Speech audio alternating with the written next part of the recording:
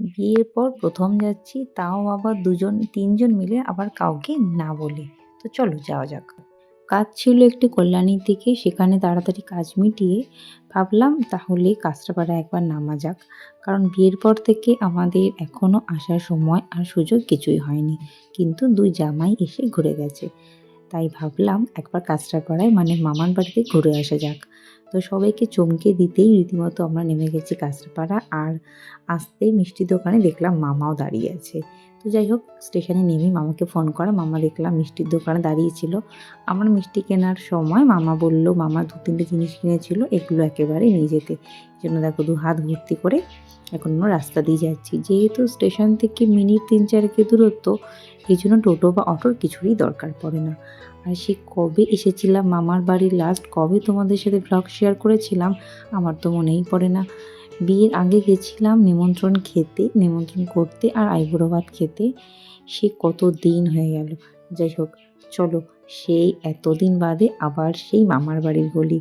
ওই যে ২ জামাই কয়েকদিন আগেই এসেছিল, এই জন্য ওদের একদম রাস্তাটা চেনা হয়ে গেছে। মানে সুরজিৎ একদম আগে আগে যাচ্ছে দেখো, যেহেতু কদিন আগে এসে চিনে গেছে। তো এখন হয়তো বাড়িতে কেউ নেই সেরকমভাবে। চলো দেখা যাক। ওই দেখ, নাতিকে দেখেই তার দিদু দৌড়ে দৌড়ে চলে এসছে। আর নাতি তো দিদুর কোলে গিয়ে কিছুতেই থাকছে না। টুকু মামা আমার মামির কোলে গিয়ে খুব কান্নাকাটি করছিল। যাই হোক, তারপর ওর বাবাই কোলে নিয়ে নিয়েছে। তারপর স্নান টান করিয়ে সাজুগুজু করিয়ে আমি খাটে বসিয়ে দিয়েছি, কিন্তু সে তো আমার কিছুতেই চুপ থাকে না। তারপর ওর দিদু দিয়ে দিল ১ জার, ছোটো জারের ১ জার লজেন্স।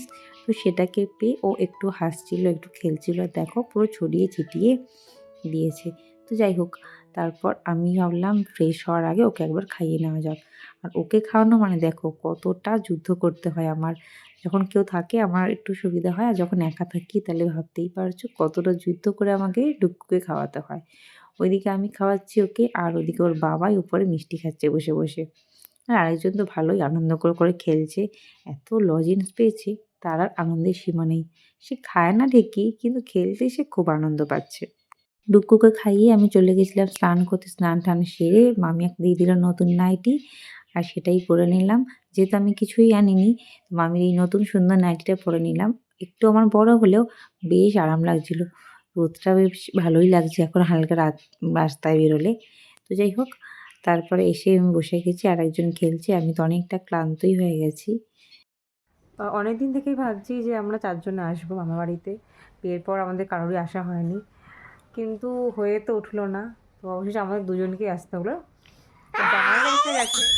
তো জামাইরা এসে গেছে নিমন্ত্রণ করার সময় ওর মুখে ভাতে। আমরা ৪ জনে একসাথে আসা হলো না, তো নেক্সট টাইম ইচ্ছা আছে সবাই একসাথে আসবো। দেখো এই যে এই যে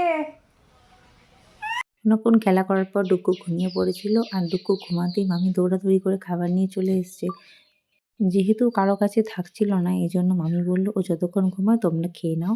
তো মামি কাতলা কালিয়া, ডিম কষা, ২ রকম ডাল, একটা নিরামিষ তরকারি, বেগুন ভাজা, চাটনি, অনেক কিছু করেছিল। সেই সব দিয়ে খাওয়া-দাওয়া সেরে একটু ভাত ঘুম দিতে খাটে পুরো টান হয়ে গেলাম। শরীরটা এতটাই ক্লান্ত লাগছিল, মনে হচ্ছিল ঘন্টা ২ রেস্ট নিতে পারলে খুব ভালো হতো। মামি, মামা সবাই বারবার বললেও যেহেতু বাড়ি যাওয়ার তাড়া ছিল, এজন্য উঠে পড়তে হলো। তারপর ওর বড় মামাই আসছিল। আসার পর একটু কোলে নিয়ে ঘুরল, কিন্তু বড় মামার কাছেও সে কান্নাকাটি করল। বেরোনোর সময় দেখা হয়ে গেল আমার ছোট ভাইয়ের সাথে, মানে ডুক্কুর ছোট মামাইয়ের সাথে। তারপর আমরা বেরিয়ে পড়লাম, আর এটাও বলে এলাম খুব তাড়াতাড়ি আমরা সবাই মিলে আসবো। আর এতটাই কান্না করছিল, একদমই কারোর কাছে থাকছিল না। তো যাই হোক, তারপর আমরা বেরিয়ে পড়েছি, আর স্টেশনে আসতেই ট্রেনও পেয়ে গেছিলাম। আর বাইরের দৃশ্য দেখতে দেখতে এখন সে ফিরে যাচ্ছে বাড়ির দিকে। আজকের এই মিনি ভ্লগটা তোমাদের কেমন লাগলো অবশ্যই জানিও। আজকের মতো টাটা।